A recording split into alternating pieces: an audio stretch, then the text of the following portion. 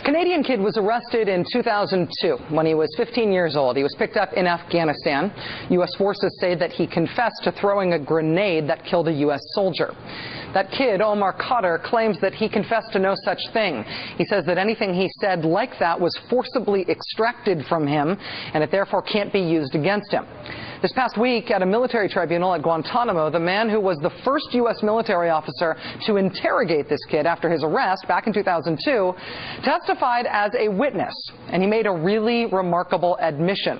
He said that early in his interrogation of this 15-year-old, he decided to use the fear-up approach, the made-up, crypto, pseudo, fake academic Bush-era interrogation technique invented by fantasists who watched too much film noir as teenagers.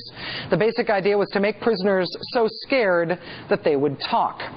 Actually experienced interrogators tell us that terrifying people can be a way to get them to talk. It just isn't a way to get them to tell the truth. Omar Khadr's interrogator testified that in order to terrify the kid, he threatened him with rape and possibly death. Spencer Ackerman at the Washington Independent has been doing great coverage of this case from Guantanamo this week. Let me let Spencer describe what the interrogator admitted on the stand. Quote, interrogator number one began using techniques that he said were designed to elicit fear from the young detainee. One of them involved telling a fictitious story to Omar Khadr, something interrogator number one said the interrogators at Bagram came up with after noticing Afghan detainees were terrified of getting raped and general homosexuality.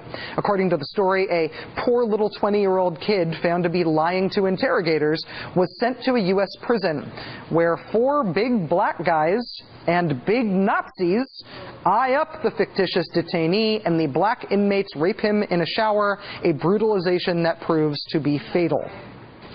So in the interrogation of this kid, they told him if he didn't cooperate, he'd be sent to the U.S. to be raped and killed in prison. Then the kid confessed. Despite the best legal gymnastics of the Bush administration, threatening to kill a prisoner is a potential war crime under the Geneva Conventions. Nevertheless, interrogator number one appears to have testified about what he did without immunity and without being forced to give that testimony.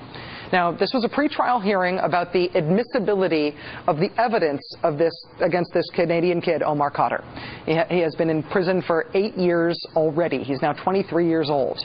But here was the kicker that happened in Guantanamo this week. Pursuant to their reporting on this case, the Office of the Secretary of Defense decided to kick 4 reporters out of Guantanamo and has banned them from coming back. The Pentagon's complaint against these 4 reporters is that they published the name of interrogator number one, who testified as a witness. Now, that interrogator has done an interview under his real name with one of these reporters. His name has been published in publicly available documents by both the prosecution and the defense in this case. It has been printed in multiple publications other than those of the reporters who were just banned. But still, the Pentagon has kicked these reporters out and banned them from Guantanamo indefinitely. One of those reporters that was just banned is the single most experienced Guantanamo reporter in this country, Carol Rosenberg of the Miami Herald. One of these reporters who's been banned is the reporter who quite literally wrote the book on the Omar Khadr case. She is Michelle Shepard of the Toronto Star. The other 2 reporters who were banned were from CanWest and the Globe and Mail, also in Canada. They're described by Spencer Ackerman as, quote, invaluable resources about the Khadr case and Guantanamo to their journalistic colleagues. And now the Pentagon has banned them from covering Guantanamo for publishing information that has been publicly available for years and that other people have published too. If this administration is trying to make the case that the tribunals at Guantanamo aren't kangaroo fake courts that insult the whole idea of the rule of law, then this whole authoritarian, inexplicable banning the press thing is not helping.